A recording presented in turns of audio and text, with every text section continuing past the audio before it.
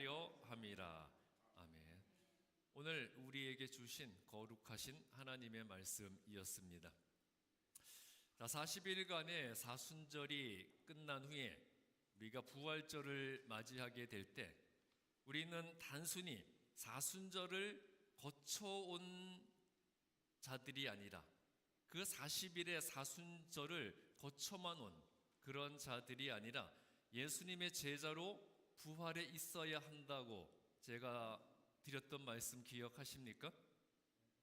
기억 못하세요? 하시죠? 자, 그렇다면 부활절을 지난 지금 여러분들은 교회만 다니던 자, 예수를 믿는다고 말만 하던 자에서 예수님의 제자로 변하여서 부활에 계십니까? 사순절을 지나온 자가 아니라 예수님의 제자로 부활해서 변하여 계십니까? 세 가지 중에 하나일 거예요. 첫 번째는 여전히 교회만 다니고 예배만 참석하는 자에 머물러 있다. 두 번째는 예수님의 제자로 부활했다. 그럼 세 번째는 뭐겠어요? 잘 모르겠다. 그냥 둥실둥실 넘어가 버리는 거죠. 이렇게 항상 적당히 그냥 눈치 보면서 중간에 머물러 있으려고 하는 자세가 문제예요. 그런데 여러분, 예수 믿으면서 신앙생활 하는데 중간이라는 것은 없습니다. 신앙은 언제나 양자택일이에요. 양자택일. 둘 중에 하나를 선택해야 한다는 거죠. 예수를 믿느냐 안 믿느냐, 믿음이 있느냐 없느냐, 예수님의 제자냐 사탄의 앞잡이이냐, 둘 중에 하나입니다. 이 양자택일의 선택에 의해서 영생이냐 심판이냐, 천국이냐 지옥이냐, 그게 결정이 되는 거지. 영생과 심판의 중간, 천국과 지옥의 중간 지대는 있어요, 없어요? 그 중간 지대는 결코 없습니다. 내가 예수님을 내 죄를 대신하고 죽으신 후에 죄의 권세를 이기고 부활하신 그리스도로 믿는다면, 예수님께서 죄인으로 죽으셨다가 그리스도로 부활하신 것처럼 그를 그리스도로 믿는 자들도 죄인에서 의인으로, 심판을 받을 자에서 하나님의 자녀로, 그리고 사탄의 하수인에서 예수님의 제자로 부활을 해야 돼요. 그리고 내가 의인으로, 하나님의 자녀로, 예수님의 제자로 부활했는지의 여부는 그리스도인으로서 살아가는 내 삶의 방식에 의해서 판명이 되는 겁니다. 내가 부활한 그리스도인으로서 새로운 삶을 살아간다는 것은요, 내가 이 세상에서 한 명의 사람으로, 시민으로, 이웃으로, 교인으로, 또 가장으로, 부모로, 자녀로, 그리고 직장인으로, 사업가로, 친구로, 동료로 살아갈 때 그 근본에는 내가 그리스도인이고 예수님의 제자라는 사실이 전제가 되어 있어야 한다는 것을 의미하고 있어요. 우리는 이 세상에서 다양한 정체성을 가지고 살아가잖아요. 그 모든 우리가 가지고 살아가는 정체성의 근본에는 내가 그리스도인이고 예수님의 제자라는 사실이 깔려 있어야 한다는 겁니다. 내가 예수를 그리스도로 믿고서 그리스도인으로 부활한 자로서 내 삶의 방식이 바뀌어야 한다는 거예요. 그리고 내 삶의 방식이 바뀐다는 것은 무엇이 바뀐다는 겁니까? 내 삶의 목적과 의미, 또 내가 추구하는 가치관, 내 삶의 우선순위, 그리고 삶의 방향이 세상에서 하늘로, 사람에서 예수님에게로 전환되는 것이에요. 즉 욕심에서 헌신으로, 소유에서 배품으로, 굴림에서 섬김으로, 그리고 내 이익에서 하나님의 유익으로 전환되는 삶을 살아야 한다는 겁니다. 이렇게 부활한 그리스도인으로서 내 삶의 방식이 바뀌기 위해서는요, 내가 삶의 근본과 본질을 어디에 두느냐가 중요합니다. 자, 내가 삶의 근본과 본질을 세상적 가치와 기준 거기에 두고, 또 다른 사람이 나를 어떻게 바라보는지, 사람들이 나를 어떻게 생각하는지, 사람의 시선과 판단에 내 삶의 본질과 근본을 두고 살아간다면 우리는 절대 예수님을 닮은 그리스도인으로 살 수가 없습니다. 자, 우리가 부활한 그리스도인으로 살기 위해서는요, 내 죄를 용서하기 위해서 자신의 독생자 예수님을 희생하신 하나님의 말씀과 명령, 그리고 나를 위해 스스로의 목숨을 내어주신 예수님의 가르침을 내 삶의 근본이자 본질, 그리고 내가 살아가는 삶의 절대적 방침이자 지침, 그리고 규칙으로 삼아야 돼요. 즉, 성경을 하나님의 말씀이고 예수님의 가르침이자 성령의 명령으로 여기고 그 말씀대로만 순종하면서 행해야 한다는 겁니다. 자, 여기서 중요한 것은요, 성경이 무엇을 말씀하시고 어떤 것을 명령하시든지 간에 그 말씀 그대로 따라야 한다는 거예요.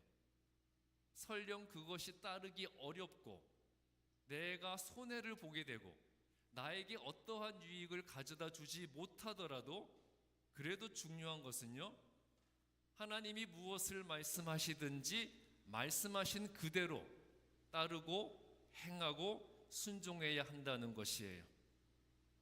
내 스스로 말씀을 자의적으로 나에게 유리하게 해석하고 적용하면서 필요한 부분만 부분적으로 따르거나 나에게 불리한 부분을 무시해서는 안 된다는 겁니다. 즉, 성경 말씀을 내 필요에 따라서 선별적으로 취해서는 안 된다는 거죠. 그게 바로 성경을 왜곡하는 것이고요. 그렇기 때문에 우리가 성경을 적용하고 해석하는 데 있어서는 내 의지와 판단, 내 의견과 주장은 절대적으로 배제가 되어야 합니다. 그런데 우리의 일상생활에서 이 성경 왜곡은 빈번하게 발생을 하고 있습니다. 자, 우리가 일상에서 겪게 되는 성경 왜곡의 몇 가지 예를 들어보면요, 먼저 욥기 8장 7절, 여러분 잘 아시는 말씀일 거예요. 내 시작은 미약하였으나 내 나중은 심히 창대하리라. 여러분 잘 아는 말씀이죠. 우리가 이 말씀을 굉장히 긍정적으로 해석하고 적용을 하잖아요. 어떤 경우에 이 말씀들을 적용합니까? 이사를 가거나 개업을 하거나 사업을 새로 시작하거나 취직을 하거나, 또 교회에 있어서도 개척을 하거나 교회 건물을 건축하는 것처럼 무엇인가 새로운 시작을 할 때 이 말씀을 적용을 하죠. 그래서 처음에는 작게 시작했더라도 나중에는 크게 번영할 것이다, 그렇게 이 말씀을 해석을 하는데, 그러나 실제 이 구절은 그러한 의미가 아니에요. 자, 하나님에 의해서 그 의로움을 시험받고 있던 당대의 의인 욥에게 이 친구 빌닷이 찾아와 가지고 욥이 겪고 있는 그 모든 고통과 시련들이 욥이 행한 죄의 대가라고 질책을 하고 있습니다. 너가 얼마나 큰 죄를 지었기에 이렇게 큰 고통을 겪고 있느냐, 이 모든 고통은 너가 행한 죄의 대가이다, 그렇게 질책을 하는 겁니다. 그러면서 너로 하여금 이렇게 큰 고난을 유발한 너의 더러운 죄를 자백하라고 강요하면서 내뱉었던 저주의 말이었어요. 그러니까 욥이, 물론 내가 하나님 앞에 완전할 수는 없지만, 그러나 내 고난의 크기가 내 죄의 크기라고 할 만큼 내가 큰 죄를 지은 적은 없다, 그렇게 무죄함과 억울함을 호소하니까 그때 빌닷이 너는 끝까지 너의 죄를 발뺌을 하는구나, 네가 죄가 없다고? 그렇다면 너가 죄도 없는데 이렇게 큰 고난을 겪고 있으니까 너의 미래는 찬란하게 되겠구나, 그렇게 조롱하고 비꼬으면서 했던 말이었어요. 즉, 너가 그렇게 의롭다면 어디 한번 얼마나 잘 되나 두고 보자, 그런 의미였습니다. 그런데 이러한 정확한 배경을 외면하고 무조건 세속적 번영과 욕망을 채우고자 하는 욕심으로 우리가 하나님의 말씀을 자의적으로 왜곡하고 있다는 거예요. 또 마가복음 4장에는 작은 씨앗이 좋은 땅에 심겨지면 몇 배? 30배, 60배, 100배의 결실을 맺는다는 말씀이 있죠. 자, 여기서 작은 씨앗은 뭐예요? 작은 씨앗은 하나님의 말씀이고, 좋은 땅은 뭡니까?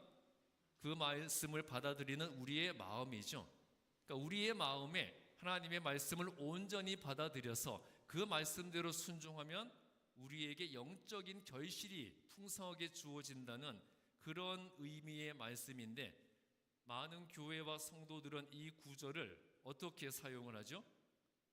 물질적 배가의 축복의 원리로 왜곡을 해요. 예수 잘 믿으면 놀라운 물질적 축복을 한없이 베풀어 주시는 것이 하나님의 뜻이고, 특히 아끼지 않고 물질을 헌금하면 내가 헌금한 것을 30배, 60배, 100배로 보상해 주는 원리라고 주장을 합니다. 자, 이렇게 되면 헌금이 뭐가 되는 겁니까? 헌금은 투자 원금이 되는 거죠. 투자 원금에 비유해서 수익률이 30배, 60배, 100배라는 거예요. 자, 이런 수익률이라면 제가 퍼센티지로 환산해 보니까 3000%, 6000%, 10,000%더라고요. 자, 이렇게 수익 좋은 금융 상품이 어디 있습니까? 그러니까 이게 사실이라면 우리는 주식이나 코인에 투자할 필요 없이 다 헌금하면 다 부자가 될 수가 있다는 겁니다. 말도 안 되는 소리죠. 또 기도하지 않는 것도 죄라는 말도 마찬가지예요. 물론 그리스도인이 기도하지 않는 것은 잘못이죠. 당연히 기도해야 됩니다. 그렇다고 해서 기도하지 않는 것이 무조건 죄를 짓는 것은 아니에요. 그런데 하나님께 축복을 구하지 않았고 내가 필요한 것을 구체적으로 기도하지 않는 죄를 지었기 때문에 복을 받지 못해서 부자가 되지 못하고 출세하지 못했다는 것은 한마디로 하나님의 말씀을 철저히 자기중심적이고 이기적으로 잘못 해석하는 것이에요. 사무엘상 12장 23절에서 사무엘이 말한 것은 이것이었습니다. 나는 너희를 위하여 기도하기를 쉬는 죄를 하나님 앞에서 결코 범하지 않겠다. 사무엘이 하나님께 범죄했던 이스라엘 백성들을 향해서 죄를 회개할 것을 선포했고요. 그러면서 자신도 이스라엘의 지도자로서 자기 백성을 위해서 기도하기를 멈추지 않겠다고 약속한 것이었습니다. 자, 지도자인 자신이 하나님께서 자기에게 맡겨주신 백성들을 위해서 기도하지 않는다면 그것이 죄라는 것을 사무엘이 밝히고 있어요. 하나님께 먼저 선택된 자가, 지도자로 구별된 자가, 하나님으로부터 사명을 받은 자가, 그리고 더 강한 자가 자기가 책임진 사람들과 자기보다 약한 사람을 위해서 기도하지 않는다면 그것이 죄가 된다는 말씀이었어요. 자, 이것은 성도가 하나님의 영광을 위해서 그리고 이웃을 위해서 기도해야 할 책임을 다하지 않는 것이 가장 큰 영적인 죄가 된다는 것을 의미하고 있습니다. 즉 그리스도인이 불신자를 위해서 그리고 믿음이 있는 자가 믿음이 없는 자를 위해서 기도하지 않는 것이 죄이고, 예수님의 제자된 자가 하나님과 이웃의 유익을 위해서 기도하지 않는 것이 죄라는 것이에요. 하나님의 축복은요, 나를 축복해달라고 하나님께 생떼를 쓰는 자에게 주어지는 것이 아니고요, 자기에게 맡겨진 헌신과 충성과 기도의 사명을 감당하는 자에게 주어지는 은혜라는 것을 우리가 분명히 알아야 하겠습니다. 그런데도 아무튼 하나님의 모든 말씀을 나를 위한 세속적 축복을 구하고 욕망을 채우는 데에만 적용하고 갖다 맞추려고 합니다. 도대체가 하나님을 위한 헌신과 예수님을 위한 결단은 찾아보기가 힘들어요. 또 하나님의 말씀을 자의적으로 해석하고 적용하는 것 외에 예수 믿는 자들이 가장 많이 범하는 실수가 하나님의 말씀을 이용해서 자기 죄를 합리화하는 것이에요. 자, 몇 년 전에 어린 아들 둘을 한강 다리 위에서 강물로 던져 죽였던 20대 아버지가 체포되는 사건이 있었어요. 왜 어린 아들들을 강물에 던져 죽게 했느냐는 기자들의 질문에 이 아버지는 살기 힘들어서 그랬다고 대답을 했고요. 붕괴한 기자들이 그러면 당신은 왜 아이들과 함께 죽지 않았느냐고 따져 물었습니다. 이때 이 아버지의 대답이 사람들을 분노하게 만들었어요. 자기는 기독교인이라서 자살을 하는 죄를 지을 수가 없었다고 했고요. 그러면 기독교인이 사람을 죽이는 것은 괜찮냐? 그렇게 반문하자 자기 죄는 씻음받을 수 있다고 대답을 했습니다. 그 말을 들었던 사람들이 현장에서 외쳤던 소리가 바로 이것이었어요. 예수가 그렇게 가르쳤냐? 예수가 그렇게 가르쳤냐? 그런 질문이 현장에서 튀어나왔습니다. 자, 오래전에 상영됐던 어느 영화에서 자기 아들을 유괴해서 살인한 살인범을 용서하지 못하던 주인공이 예수님을 믿게 된 후에 마음의 안정을 찾게 되었고요. 그 아들을 죽인 원수에 대한 증오심 때문에 내면의 갈등을 끊임없이 겪다가 결국 아들 살인범을 용서하기로 결심을 했습니다. 그래서 살인범을 면회하러 갔는데 이 살인범이 하는 말이 주인공을 절망하게 만들었어요. 이 살인범이 너무나 떳떳하게 내가 감옥에서 신앙생활을 하면서 예수님을 만났고 내 모든 죄는 씻음받았기 때문에 나는 이미 마음의 평안을 누리고 있다. 그런 말을 했습니다. 자, 당사자에게 용서를 구하지 않았으면서 하나님께 용서를 구했다는 말이 가능한 일일까요? 그 말을 들은 주인공은요, 내가 용서하지 않았는데 어떻게 하나님이 그 인간을 먼저 용서할 수 있느냐고 절망을 하면서 예수 믿게 된 자가 하나님을 대적하는 일을 골라서 하게 되어 버렸습니다. 자, 기독교인들의 모순된 자기 합리화를 고발하는 내용이었어요. 제가 지난주일 설교에서 우리가 자기 머리를 깨고 그 위에 십자가를 깊게 박는 회개와 결단을 해야 된다고 말씀을 드렸었죠. 자, 그런 회개와 결단 없이 신앙과 믿음으로 자기 죄를 합리화하는데 이 시대의 교인들이 굉장히 익숙해져 버렸습니다. 자, 여러분, 몸과 마음과 영혼의 전적인 변화 없이는 부활의 영광과 능력을 얻을 수가 없어요. 예수님의 부활로 인해서 죄사함을 받고 예수님의 제자된 그리스도인이 되었다면 우리의 삶은 철저히 바뀌고 변해야 합니다. 에스겔 36장 26절부터 27절 말씀은 부활은 단순히 살아나는 것이 아니라 완전히 새로운 사람이 되는 것이라고 말씀하고 있어요. 하나님은 나라를 빼앗긴 이스라엘이 다시 예루살렘으로 돌아가게 될 것을 예언해 주셨지만 거기에는 한 가지 조건이 있었습니다. 그들이 유대 땅으로 돌아가서 다시 선민으로 축복을 누리기 위해서는 에스겔 36장 26절에서 그들의 영혼과 마음이 완전히 새 것으로 바뀌어야 한다고 하셨어요. 그리고 그렇게 변화된 영혼과 마음에 의해서 움직이게 되는 육신이 철저히 하나님의 명령과 규례대로 행하게 될 때 그들이 다시 하나님의 백성으로 회복될 수 있다는 것을 27절에서 말씀해 주셨어요. 하나님께 선택된 거룩한 선민으로 다시 부활해서 하나님의 백성으로 부활하고 회복된 백성답게 살아갈 때 그들이 돌아가게 될 유대 땅에서 영원히 번영을 누릴 수 있게 된다고 하셨지만 이스라엘은 어떻게 합니까? 유대 땅으로 돌아가긴 했지만 하나님의 말씀대로 행하지 못했던 이스라엘은 예루살렘으로 귀환한 후에 600년이 지났을 때 다시 로마에 의해서 멸망을 당하고 말았어요. 오늘 신약 본문 로마서 6장 4절은 예수님의 부활은요, 그리스도인들이 단순히 기억하고 인식하는 사건에 그치지 않고 우리의 삶이 예수님을 닮은 자로 완전히 바뀌는 신앙의 본질이 되어야 한다는 것을 말씀하고 있습니다.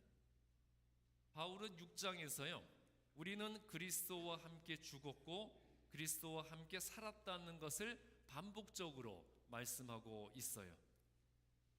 예수님이 죄인으로 죽을 때 죄인된 우리도 함께 죽은 것이고요, 예수님이 인간을 죄로부터 구원한 그리스도로 부활하셨기 때문에 우리도 예수님을 닮은 자로 다시 살아난 것입니다.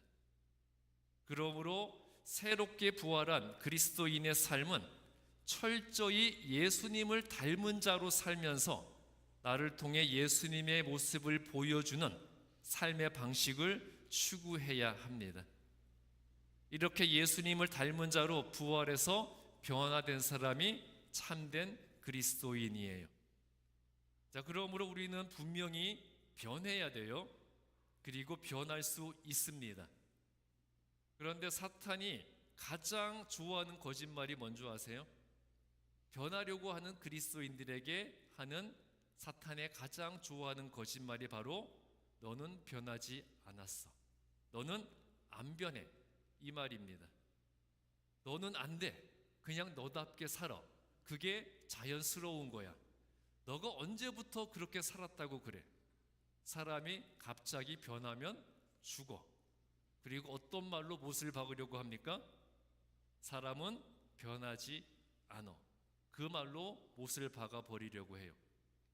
그러나 고린도후서 5장 17절은 이렇게 말씀하고 있습니다. 누구든지 그리스도 예수 안에 있으면 새로운 피조물이다. 자, 부활하신 예수님은 우리에게 너는 이미 새 사람이 되었다, 너는 내 안에서 나와 함께 새로운 피조물이 되었다 말씀해 주셨어요. 여러분, 예수 믿지 않는 불신자들은 성경을 읽어요, 안 읽어요? 당연히 안 읽죠. 요새는 예수 믿는 사람들도 성경을 잘 안 읽는데 예수 믿지 않은 불신자들이 성경을 읽겠습니까? 그런데 불신자들은 성경을 읽는 것이 아니라 무엇을 읽을까요? 그리스도인의 삶을 읽습니다. 불신자들은 교회를 다니지 않습니다. 그러나 교회 다니는 사람들의 삶을 봐요. 자, 그리스도인들의 사랑하는 삶과 용서하는 삶과 섬기는 삶을 통해서 성경을 읽고 예수님을 보게 된다는 거예요. 자, 이처럼 부활은 말로 전하는 것이 아니라 삶으로 증명하는 것이에요. 우리의 말로써 부활을 증거하는 것이 아니라 우리의 삶으로써 부활하신 예수님을 증거해야 한다는 것이죠. 그러므로 우리는 그리스도의 향기가 되어야 합니다. 자, 예수가 살아있다면 저 사람처럼 살 것이라고, 예수가 지금도 이 땅에서 살고 있다면 저 사람처럼 말하고 행동할 것이라고, 예수는 2000년 전에 저 사람처럼 저렇게 살았을 것이라는 생각을 들게 만들어 주어야 하는 겁니다. 천국이 정말 있다면 저런 사람이 가는 것이라고, 나는 예수 안 믿지만 만일 내가 예수라면 저런 사람을 구원할 것이라는 그런 판단을 받을 수 있어야 한다는 겁니다. 여러분, 그런 판단 받으십니까?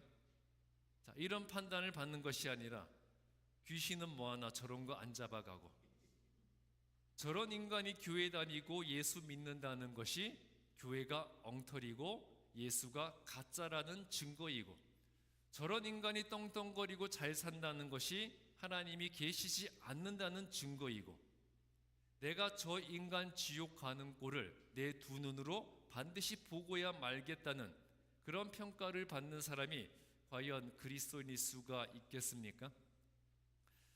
자, 여러분, 부활하신 예수님과 함께 여러분 변하셨습니까? 내 삶의 방향과 내 삶의 방식이 바뀌셨어요? 우리 주반석 교회의 성도 여러분, 그리스도인으로서 부활한 자로서 새로운 정체성을 가지고 새로운 삶을 살아가는 예수님의 제자들이 되시기를 주님의 이름으로 축복합니다.